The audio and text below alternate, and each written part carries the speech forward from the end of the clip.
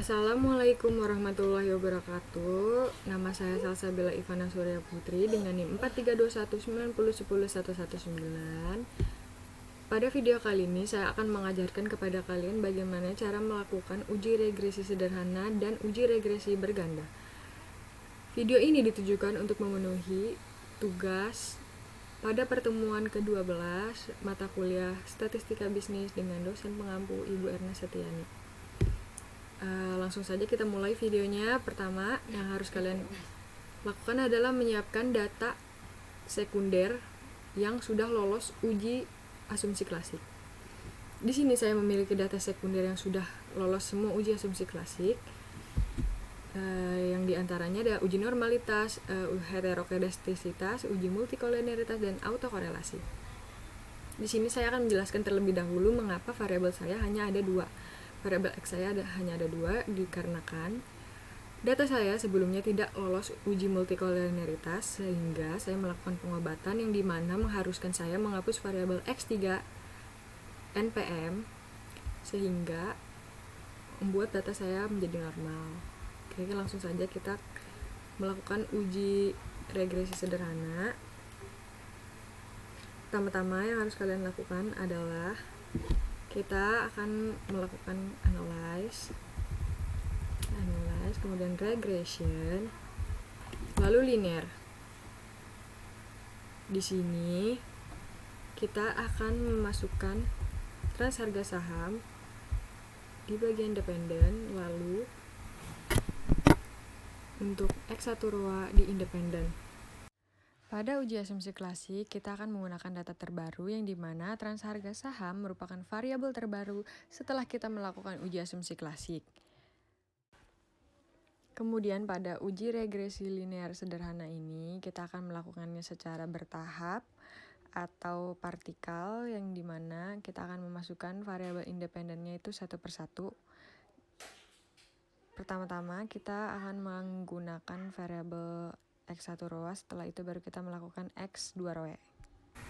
Setelah sudah memindahkan trans harga saham ke dependen lalu independennya di X1 row, kita akan klik OK.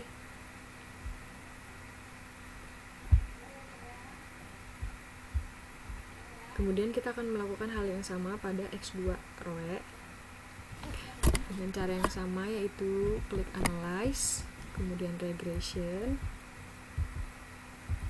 kemudian linear, lalu X1 row-nya kita akan pindahkan ke kiri, lalu kita akan memasukkan X2 row ke independen. Kemudian kita akan klik OK.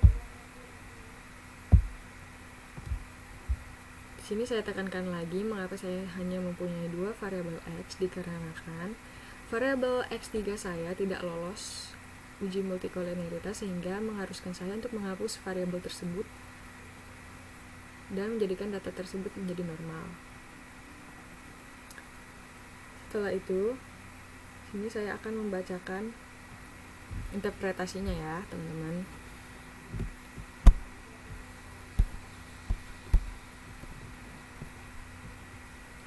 Dasar pengambilan keputusan, di mana pengambilan keputusan dalam uji regresi linear sederhana beserta berganda dapat mengacu pada hal berikut, yang dimana pertama membandingkan nilai signifikasi dengan nilai probabilitas 0,05, dan syaratnya ini ada jika nilai signifikasi kurang dari 0,05 artinya variabel X berpengaruh terhadap variabel Y, dan jika nilai signifikasinya ini lebih dari 0,05 itu menandakan bahwa variabel X ini tidak berpengaruh pada variabel Y.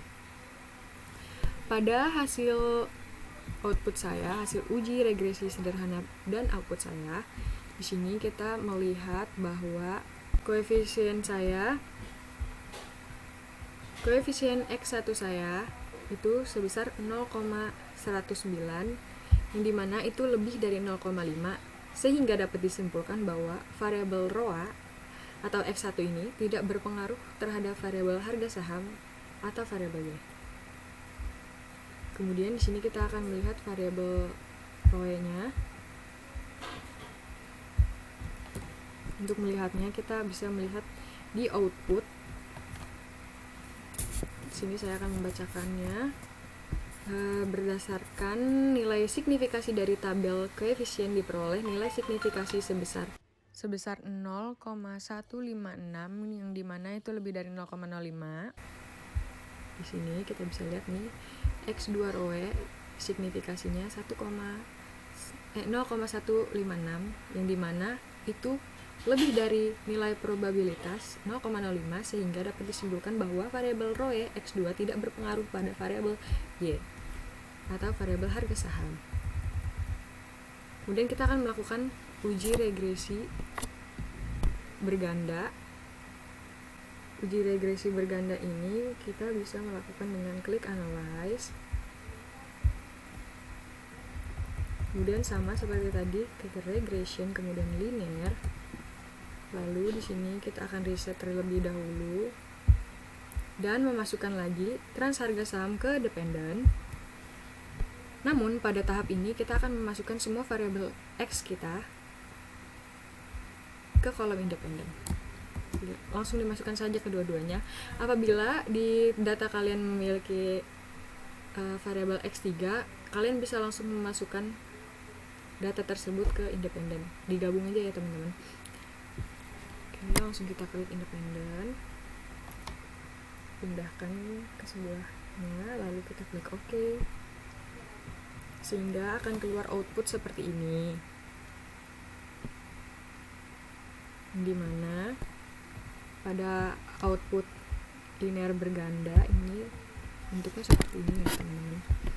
Di konstannya pada tabel konstan ini terdapat X1 ROA dan X2 ROE. Dan nilai signifikasi yang didapat pada X1 ROA saya itu sebesar 0,451 dan X2 ROE-nya itu sebesar 0,801. Berikut saya akan membacakan hasil interpretasinya. Pada output variabel X1 ROA di tabel koefisien A, pengambilan keputusan dalam uji regresi linear sederhana didapatkan nilai signifikasi dari tabel koefisien diperoleh nilai signifikasi sebesar 0,451, yang itu artinya adalah lebih dari 0,05 sehingga dapat disimpulkan bahwa variabel ROA ini tidak berpengaruh terhadap variabel harga saham atau variabel Y. Sedangkan untuk X2 ROE diperoleh nilai signifikasi sebesar 0,801 yang dimana itu lebih dari 0,05 sehingga dapat disimpulkan bahwa variabel ROE X2 tidak berpengaruh terhadap variabel harga saham atau variabel Y. Kemudian di sini kita akan membacakan uji statistik F yang dimana pada tabel ANOVA ini didapatkan nilai signifikasi sebesar 0,284B. Di sini saya akan membacakan syaratnya terlebih dahulu, di mana jika nilai signifikasi lebih dari 0,05 maka hipotesis ditolak atau koefisien regresi tidak signifikan.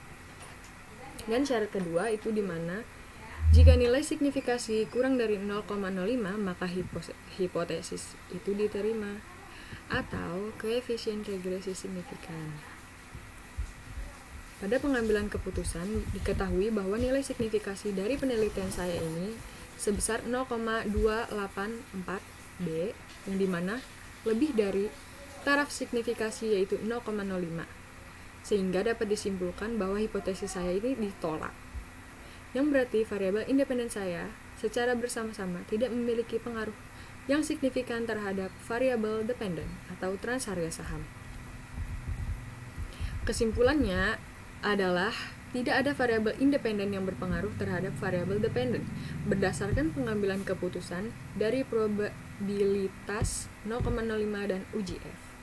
Kita sudah selesai melakukan uji regresi sederhana dan uji regresi berganda dengan melakukannya menggunakan data sekunder yang sudah lolos uji asumsi klasik. Terima kasih sudah menonton video saya. Apabila ada pertanyaan bisa langsung komen aja di comment section. Terima kasih sudah menonton. Maaf apabila ada salah-salah kata. Wassalamualaikum warahmatullahi wabarakatuh. Terima kasih sudah menonton videonya. Jangan lupa share ya supaya lebih bermanfaat.